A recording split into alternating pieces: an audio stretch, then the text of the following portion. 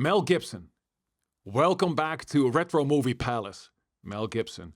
If we're talking 70s, 80s, and 90s movies, Mel Gibson comes to the forefront often and glamorously. Mad Max 2. Mad Max 2 is a movie everybody has seen, but do you know everything about it? 10 facts about Mad Max 2 and Mel Gibson that you may or may not know. Mad Max 2, also known as The Road Warrior in some regions, is a seminal post-apocalyptic action film directed by George Miller and produced by Byron Kennedy. Released in 1981, the film is the second installment in the Mad Max franchise. The movie stars Mel Gibson as the titular character Max Rockatansky, a lone drifter navigating a dystopian Australia ravaged by societal collapse and resource scarcity. Alongside Gibson, the film features performances by Bruce Spence, who plays the gyro captain, and Kjell Nielsen, who portrays the menacing antagonist Lord Humungus. Under Miller's visionary direction and Kennedy's production, Mad Max 2 delivers an intense and visually compelling narrative that has left a lasting impact on the action and post-apocalyptic genres. Let's take a look at 10 facts about Mad Max 2.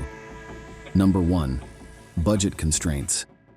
Mad Max 2 was produced on a relatively modest budget of approximately $2 million Australian dollars. Although this budget was an increase from the first Mad Max film, it remained quite limited, especially considering the scope and ambition of the sequel. This financial constraint required the filmmakers to be exceptionally resourceful and creative. They had to stretch every dollar to achieve the high-octane action sequences and immersive post-apocalyptic world that defined the film. The production team utilized practical effects, innovative camera techniques, and minimal set construction to bring the story to life. This budgetary limitation ultimately contributed to the film's gritty and realistic aesthetic, as the filmmakers focused on practical solutions and raw, visceral action rather than expensive special effects. Number 2. Minimal dialogue. One of the defining characteristics of Mad Max 2 is its sparse use of dialogue, particularly for the protagonist Max Rockatansky, played by Mel Gibson. Max speaks only 16 lines throughout the entire film, a deliberate choice that places greater emphasis on visual storytelling and action. This minimalist approach to dialogue allows the film to convey its narrative and emotional impact through striking imagery, physical performances, and intense action sequences. The lack of dialogue also enhances the enigmatic and stoic nature of Max's character, making him a more compelling and iconic figure in the post-apocalyptic landscape. Number 3. Production challenges. The production of Mad Max 2 faced significant challenges due to its remote filming location in the outback of Broken Hill, New South Wales, Australia. The harsh, arid environment presented numerous logistical difficulties, such as transporting cast, crew, and equipment to and from the isolated site. The extreme weather conditions, including intense heat and pervasive dust, made the filming process physically demanding for everyone involved. The cast and crew had to contend with dehydration, sunburn, and the constant presence of dust and dirt. Number 4. Villain inspiration.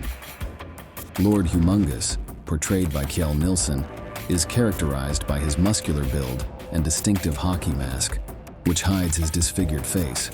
This mask not only contributes to his menacing appearance, but also became an iconic element of the character. His imposing physique, combined with the brutal and chaotic nature of his leadership, makes him a formidable presence in the film. The character's design, blending punk aesthetics with a warrior-like demeanor, reflects the lawless and survivalist world in which the film is set. Number 5. Injuries on set. The production of Mad Max 2 involved numerous high-risk stunts, leading to several injuries among the cast and crew. The stunt work was physically demanding, and the whole cast was dedicated to make everything as realistic as possible. This dedication caused them suffer some serious injuries during car chases and high-octane action. Though the safety of cast and crew was the first priority, the team had to bear some injuries. This shows us the level of suffering filmmakers go through for realism. Number 6. Improvised vehicles. The vehicles in Mad Max 2 are a crucial aspect of the film's post-apocalyptic aesthetic and storytelling. Many of these vehicles were custom-built or heavily modified specifically for the production, utilizing a mix of old car parts, scrap metal, and other materials to create a fleet of rugged makeshift machines. This improvisational approach to vehicle design added authenticity to the film, as it reflected the resourcefulness and ingenuity required to survive in the harsh, resource-scarce world depicted in the story. The vehicles, ranging from modified cars to bizarre contraptions, became iconic symbols of the film's gritty and chaotic environment. Number 7. Stunt coordination. The stunts in Mad Max 2 were coordinated by Grant Page, a renowned Australian stuntman known for his expertise and innovation in stunt work. The film's action sequences, particularly the high-speed car chases and crashes, were groundbreaking for their time and set new standards in the action film genre. The stunt team's meticulous planning and execution were crucial to the film's success. Practical stunts, rather than CGI, were used to create realistic and thrilling action scenes that captivated audiences. Number 8. Desolate setting. The filming of Mad Max 2 took place in the remote outback of Broken Hill, New South Wales, Australia. This location provided a desolate and barren landscape that perfectly suited the film's post-apocalyptic setting. The vast, arid environment, characterized by rocky outcrops and minimal vegetation, created an atmosphere of isolation and survival that was integral to the story. The remote setting posed logistical challenges, but it also offered a natural, unaltered backdrop that added authenticity and visual impact to the film. Number 9. Costume design. The costumes in Mad Max 2 were designed to reflect the resource scarcity and scavenger lifestyle of the characters. The Marauders, in particular, wore creative and intimidating outfits made from leather, metal, and other salvaged materials. These costumes were pieced together from various scraps and items, giving them a unique, makeshift appearance that emphasized the characters' adaptability and resourcefulness in a harsh, post-apocalyptic world. The costume design helped convey the desperation and resilience of the characters, as they used whatever they could find to protect themselves and intimidate others.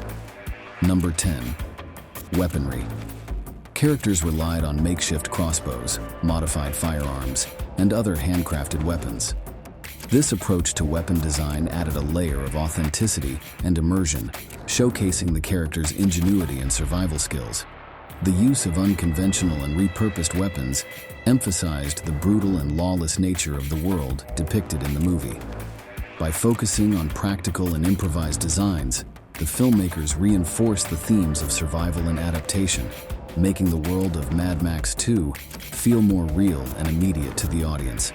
Thank you for watching. If you enjoyed this video, don't forget to give it a thumbs up and share it with your friends. For more awesome content and updates, make sure to subscribe to our channel and hit the notification bell so you never miss a new upload. Leave your thoughts and suggestions in the comments below. We'd love to hear from you. Until next time, stay tuned and stay awesome.